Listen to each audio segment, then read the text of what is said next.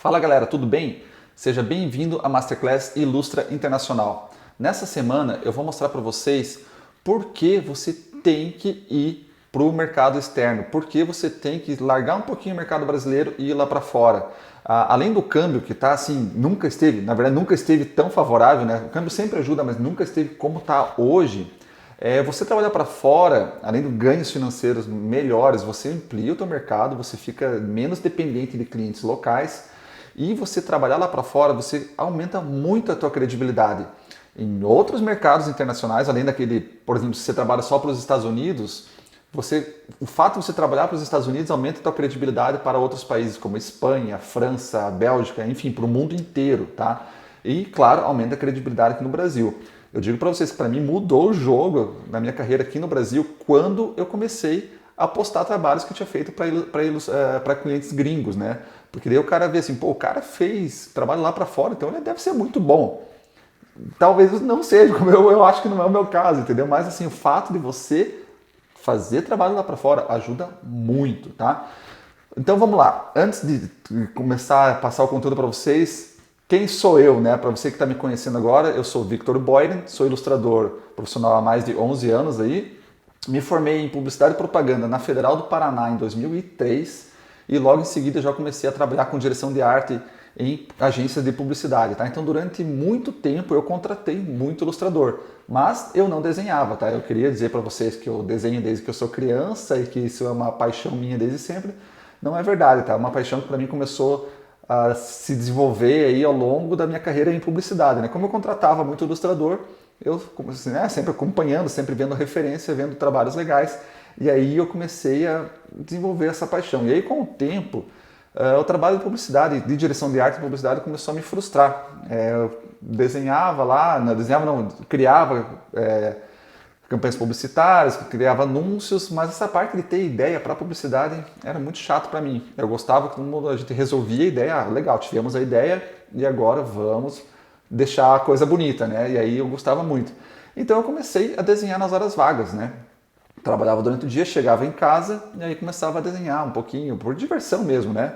E um dos hobbies que eu tinha, né, nessa parte de um hobby dentro do hobby da ilustração era criar ilustrações para anúncios, né? Como se a ilustração fosse ser utilizada mesmo para um anúncio, né? E eu comecei a postar isso. E com o tempo eu vi que o pessoal começou a gostar, começou a comentar, né? Eu postava muito no Behance, eu uso muito o Behance até hoje. O pessoal começava a curtir muito, né? E aí eu comecei a receber pedidos de orçamentos tanto no Brasil quanto no exterior, tá? Assim, eu usava muito o Behance e na época, esse site existe ainda hoje, que é o Society6, que hoje ele é muito mais focado em loja, né, na venda de produtos, mas na época ele era uma comunidade mesmo de artistas ali, eu postava muito lá. E aí uma coisa que fazia, desde lá eu faço até hoje, e que eu tenho certeza que mudou muito, me ajudou muito, né? E é a primeira dica que eu dou na nossa Masterclass, é o seguinte, quando você segue um ilustrador, não fique apenas se inspirando no trabalho dele, tá? Aquele ilustrador que você idolatra, que todo mundo tem os seus ídolos, né? Não idolatre apenas o trabalho artístico dele, tá? Analise a carreira dele, veja o que ele faz. Então, na época, o que eu fazia? Eu via um ilustrador muito bacana e, de repente, ele postava na rede social dele assim, eu estou honrado em ter entrado no concurso X, estou honrado em ter participado do projeto tal. E aí eu via que ele ter entrado naquele projeto, aquela peça daquele projeto, daquele concurso que ele fazia, dava muita visibilidade para ele. Aí o que eu fazia? Cara, quero estar lá também. E eu querendo estar junto com o ídolo lá, né? Mesmo meu trabalho estando anos-luz para trás, né? Então eu ia lá, então, por exemplo, um exemplo que eu vou dar, tá? Tinha um concurso que era o Art Crank. Na verdade não é bem concurso, a Art Crank é uma marca de bicicletas, eles na verdade fazem artes para bicicletas, né? E eles faziam uma seleção de tempos em tempos para novos artistas, para desenvolver um pôster para ser vendido lá com eles. E aí um dos ilustradores que eu seguia, que é o Matt Taylor, ele tinha colocado uma peça no Art Crank, e daí eu fui lá, Art Crank, como participar do Art Crank.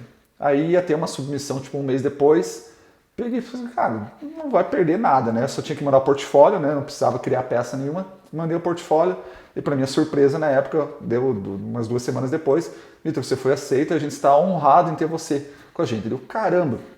Desenvolvi o pôster, né? Produzi ele, que tinha que ser em serigrafia na época, mandei os pôsteres lá para os Estados Unidos. e aquilo ali foi vendido e, assim, além de ter dado uma grana boa, porque o dólar já estava bom na época, deu muita visibilidade, tá? Então, é uma dica que eu dou para vocês. Estude a carreira, tá? Assim, ó, o ilustrador não pode pensar só em desenvolver sua arte, não pode só querer desenhar bem. É importante? Muito, claro que é importante.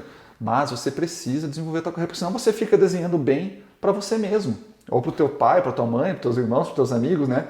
E você não sai desse círculo aí. Você precisa levar para essa parte comercial, porque, meu, faz muita diferença. Porque muitas vezes, assim, o artista, o que acontece com o artista? Aconteceu comigo, né? Você fica preso no trabalho durante o dia, que você não gosta muitas vezes, como aconteceu comigo, depois eu comentei que eu me frustrei com direção de arte, e eu fiquei mais 6 anos trabalhando com direção de arte, até eu tomar coragem de sair para viver só de ilustração, né? Então, assim, você precisa partir para ação, você precisa estudar a carreira, essa parte de desenvolvimento comercial, que vai fazer muita diferença. Pense comigo, você poder sair do teu emprego do dia, né, e viver só da arte, da ilustração, que é uma coisa que você gosta também. Claro que tem os seus desafios de viver só de ilustração, tem, com certeza, mas é totalmente possível e trabalhar para o exterior pode ajudar muito aí nessa parte financeira. Então, ao longo da Masterclass, ao longo de todas as aulas, eu vou focar principalmente nos mercados de publicidade, que é a minha expertise, no editorial, que eu não vim da parte editorial, mas na parte de design gráfico, né, principalmente, mas eu estudei e entrei nessa parte, hoje trabalho muito com editorial. Vou falar também de tecnologias e apps, que é um mercado que está usando muita ilustração. Tecnologia e apps seria o quê? É trabalhar para Airbnb, para o Uber, né? É quase uma parte separada um pouco da publicidade, mas tem muito a ver e paga muito bem como publicidade também, tá? E também a parte de commissions, né? Para você desenvolver a parte de encomendas, tá? Mas assim, o importante se você vai falar assim, Vitor, mas você não vai falar do meu mercado, por exemplo, estampas. Assim, não especificamente, mas porque assim, tem muito mercado de ilustração. A gente pode contar mais de 50 mercados de atuação em ilustração facilmente, tá? Mas assim, eu vou focar nesse, mas o importante é você entender o raciocínio, tá?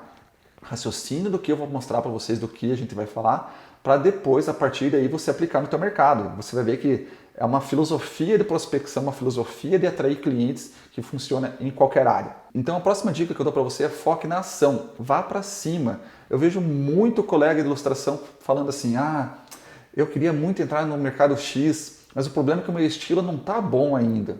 Aí a pessoa fica trabalhando, desenvolvendo o estilo dela, aprimorando a técnica, e isso passa 5, 10 anos e ela ainda acha que não está bom. Porque, sinceramente, quando você vive de ilustração, a ilustração é um jogo infinito, você não vai parar nunca de crescer, de evoluir a tua técnica, tá? Então o importante é você fazer o quê? Pegar a tua técnica atual, embalar ela, fazer um portfólio bem apresentado, embalar ela num produto, vamos chamar assim, e que o mercado goste, que o mercado queira comprar, independente da técnica. Se você entrar nos anuários de ilustração nos Estados Unidos, como o Society of Illustrators ou American Illustration, você vai ver que tem muito ilustrador com um traço quase de criança, ou um traço que pode ser considerado sem técnica, trabalhando para grandes agências, grandes jornais, aí sendo premiado, tá? Porque o que importa é a embalagem que você dá, é o contexto que você dá na tua ilustração, tá? Vitor, mas você está dizendo que não preciso mais estudar ilustração? De novo, precisa muito. Eu tenho as minhas falhas, né, a parte técnica que eu não sei, e eu estou estudando isso constantemente, isso você vai aprimorando, porque a diferença para mim, que fez desde lá do início, é que eu não estou esperando para ir para exploração, para ir para trás de clientes. Eu confio no meu trabalho, eu trabalho de uma maneira solta e relaxada, porque eu sei que a evolução é com o tempo, né? Então, assim, eu não vou esperar chegar a um certo nível a gente se compara com outros ilustradores, normal. Aí você se compara com aquele ilustrador X, só quando eu estiver no mesmo nível que ele, eu vou começar a ir atrás. Aí quando você chega lá, digamos, o ilustrador já está muito na frente, porque ele não parou. Então é o seguinte, não pare. De novo, vou reforçar, não pare, vá para cima com a tua técnica atual agora, tá? Porque é possível. E agora eu quero mostrar para vocês os tipos de prospecção, tá? Quais são e quais são os que eu mais uso, né? Basicamente existem dois tipos, existe a prospecção passiva e a prospecção ativa. A prospecção passiva é o quê? É quando você monta o teu portfólio, por exemplo, coloca ele na internet e espera as pessoas virem até você. Você está passivo, você está esperando, né? E existe a prospecção ativa. Essa é a que eu mais uso, tá? Vou dizer, vamos usar uma porcentagem aleatória aqui, mais ou menos 80, 90% do meu tempo é na prospecção ativa, tá? Deixa eu exemplificar para você entender melhor a prospecção passiva. Pensa assim, você abriu uma lojinha de roupas, tá? Aí você abriu, ela achou uma rua legal, lá ali que tem um certo movimento legal, você abriu a tua lojinha, comprou todos os produtos, abriu a porta e você senta lá atrás do caixa esperando as pessoas virem aí comprar os teus produtos, né? Então você está esperando, você montou o teu negócio muito legal, já está à frente de muita gente, mas aí você fica esperando, tá? Na ilustração, seria mais ou menos você montar o teu portfólio, umas redes sociais e ficar postando lá e ficar esperando. Tentar achar uma hashtag mágica ali e achar que essa hashtag vai achar aquele diretor de arte, aquele designer que vai te contratar para um trabalho legal, tá? Funciona? Claro que sim, tá? Você precisa, né? Por isso que eu uso também, porque eu não vou deixar também de estar com as minhas redes sociais, meu portfólio lá montado, porque um dia o cara vai passar na frente da minha lojinha, vai querer entrar e comprar o produto, né? Mas aí existe a prospecção ativa, que é o seguinte, você está com a tua lojinha montada e aí você não fica simplesmente esperando. Você faz uma parceria com uma rádio da tua cidade para que as pessoas saibam que existe a tua loja, você anuncia em jornal, você chama pessoas para vir até, você pega o teu WhatsApp, o teu telefone, ele liga e entra em contato para as pessoas para mostrar que chegou uma nova coleção, você participa de feiras, entende? Você está mostrando, você está saindo da tua loja e indo até o consumidor para que ele saiba que você existe, tá? E é isso que eu faço muito na minha carreira, tá? Eu vou para cima mesmo tentando formar parcerias, tá? Por que eu tento formar parcerias? E, assim, ao meu ver, a parceria só funciona quando você vai atrás, quando você está trabalhando ativamente. Não só quando você já conquistou o cliente, mas todo o processo ao longo do teu trabalho, você tem que ter a mente pensada em formar uma parceria. Porque o parceiro, diferente, um cliente que comprou uma ilustração tua, tá? Acontece muito em commissions isso.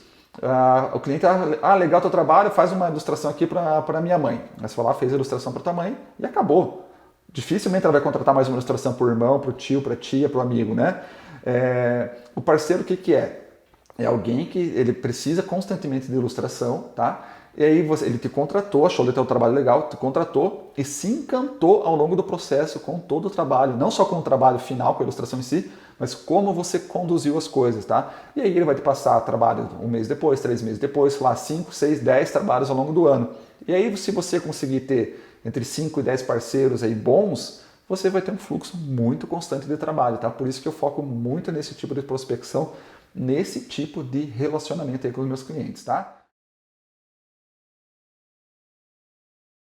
E agora eu quero mostrar para vocês como você montar o teu preço para o exterior, tá? Tem um erro que muita gente comete que faz elas perderem muito dinheiro. Ela não vai perder, mas vai deixar de ganhar dinheiro, tá? Deixa eu exemplificar para vocês.